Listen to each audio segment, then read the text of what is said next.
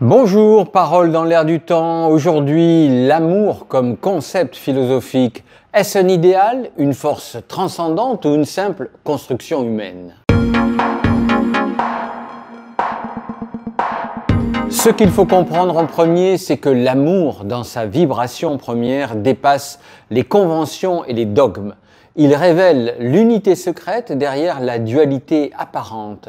Force créatrice et destructrice, il brise les certitudes pour éveiller l'âme à sa propre infinitude. En cela, l'amour est l'arcane majeur du parcours initiatique, la clé des mystères de la vie et de la mort.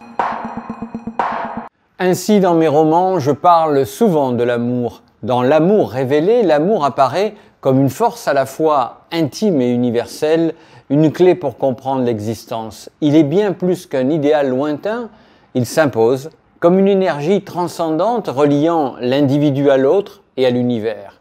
Cet amour est à la fois acte quotidien et quête d'éternité. Dans un autre ouvrage, La loi du monde, l'amour prend une dimension philosophique et spirituelle. Il est cette loi silencieuse qui sous-tend l'équilibre du monde.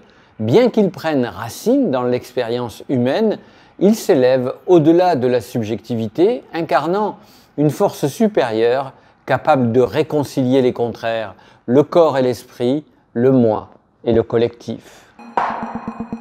Dans un autre roman, Nouméa Karma, j'offre une perspective enracinée dans la sagesse des traditions.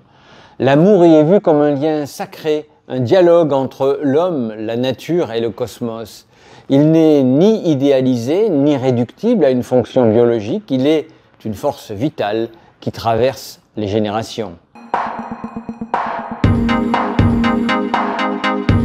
Ainsi, l'amour ne peut être réduit à une seule de ces catégories. Idéal platonicien ou réalité immanente, il est l'alchimie subtile qui transforme le plomb de la passion en or de la sagesse. Il est par essence le point de rencontre entre le visible et l'invisible, entre le matériel et le spirituel, entre l'humain et le divin.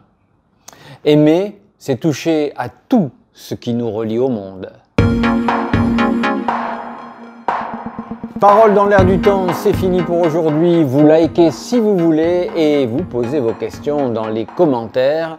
Nous, on se retrouve très vite pour une nouvelle vidéo de Parole dans l'air du temps.